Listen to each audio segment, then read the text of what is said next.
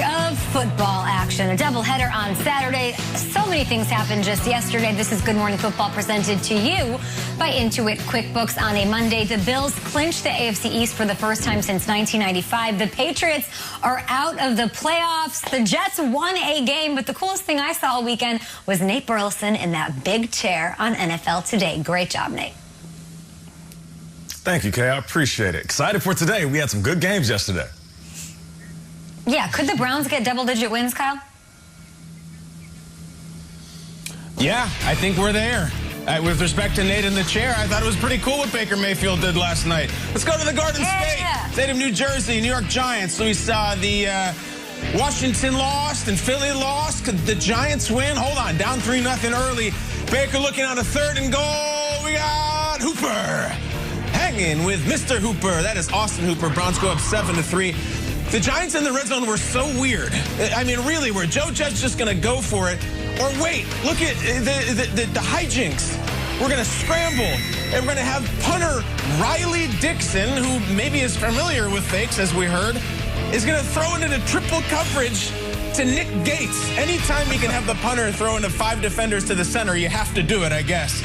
That could have been Antonio Gates, and that wouldn't have worked. Dixon to Gates. 7-3. They're going for it again. Wayne Goldman. No. Now remember, Freddie Kitchens is calling them plays because Jason Garrett got on the COVID list and he used to coach the Browns. There's all kinds of things. Sad Daniel Jones is sad. Now, still 7-3, Baker Mayfield, and Njoku takes a big hit. And Njoku's been playing lately. He's getting fired up. He's an emotional player. It's fun to watch, just like Baker. 2nd and goal. Roll him out. Look how open Njoku is thrown to him. No, I'm going to make it harder. Jarvis Landry with the touchdown. Bless him. I don't think he said bless on there. He said some things he shouldn't have said because he was flagged. And then Cody Parkey missed the extra point. Cody Parkey will be on the Today Show this morning talking about it. 3rd quarter, same score. Browns ball. 1st and 10 at the Giants 38. 13-3. Look at Baker again. Bless him again. That is Jarvis. Plus, it was very big. 2019. It was a cool thing to say. And then Chubb. He gets in the end zone. 20-6. The Browns, again, sad Daniel Jones is sad. 20-6, the Browns. Check this out. Baker, keep clapping, buddy. You deserved it. You have a 10 next to the team name, 10-4. Baker talked afterwards. He's just hanging out the passenger side of his best friend's ride trying to win the AFC. It goes back to, laying down the foundation of this team. Resilience is one of the things we wanted to do. And, yeah, every once in a while, if stuff's not going to go your way, you're going to get knocked back, and you got to creep back in and be able to overcome those penalties. We just have to, stay in there and realize that as long as we don't go chasing waterfalls, we're going to be in the game. Yeah, we don't want no scrubs. I mean, we got some dogs outside, so we got guys that we're very proud of. No, I don't want your number. No, I don't want to give you mine. Okay, Baker, looking at the AFC playoff picture with the win last night. The Browns move up into that 5 seed in the AFC. They are a game closer to the Steelers.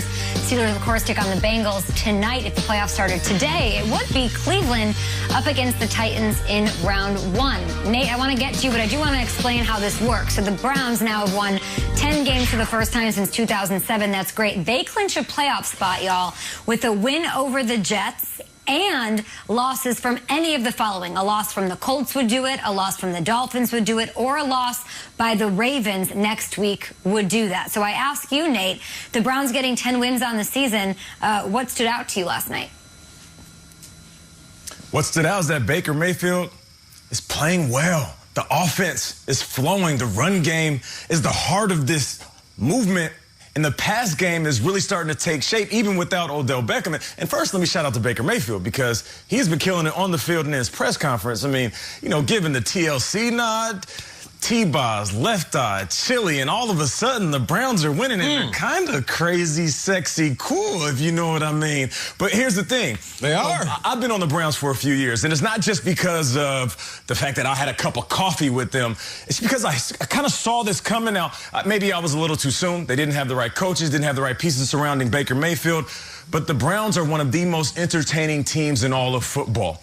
And I remember hitting up Brad and the equipment people over in Cleveland and everybody there saying, you got to send me some more gear. They sent me the jersey, and I was like, all right, cool. I'm rocking the war jersey. Nice. And then recently, they sent me the new matte orange helmet. Because listen, I'm going to just keep it like this.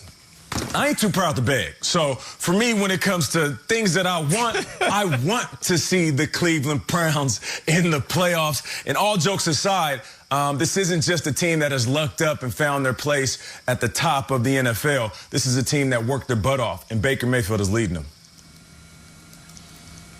A scrub is a guy who thinks he's fine, is also known as a buster. And isn't that perfect? Buster. That's what the Browns have been for my entire adult life. And now they're not. They matter. And here's the thing I love about Baker. I love when people shed these labels that get put on them and shed reputations. You know, Baker's he's a gunslinger. He'll just chuck it all over the field. You take the good and the bad with Baker. He's a poor man's Brett Favre. No. Do you understand that last night Baker Mayfield played another clean game?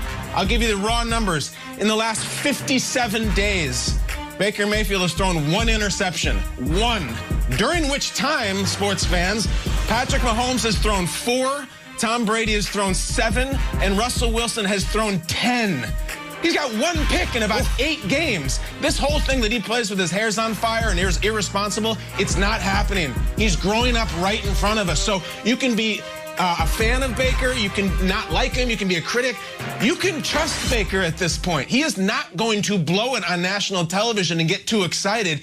He's cool, he's calm, he is delivering. And I gotta say, Peter, those commercials keep getting funnier. I like the one where he wants to put the little quiches out and we're having company. With each win, they're getting funnier, and they got 10 of them now because their quarterback doesn't blow it.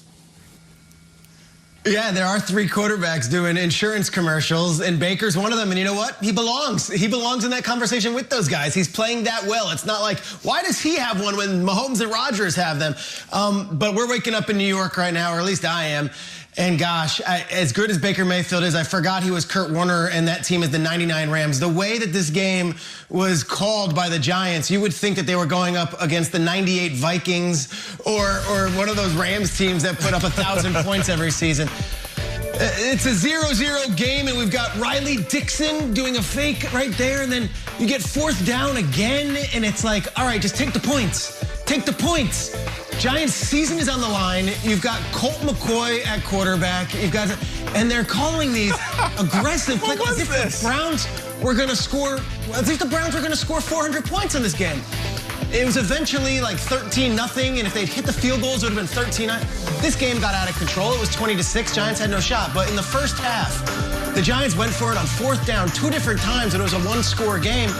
And as a Giants fan, you know, a lot of them are waking up this morning to saying, what could have been if we just called this game conservatively or called this game the way you'd like to. Now, Tony Dungy at halftime came out and kind of laughed and said, oh, all those analytics guys, sorry, I guess I don't get it. I would have taken the points. And then the analytics community doubled back and were like, Tony Dungy, you're wrong. You're supposed to go for it.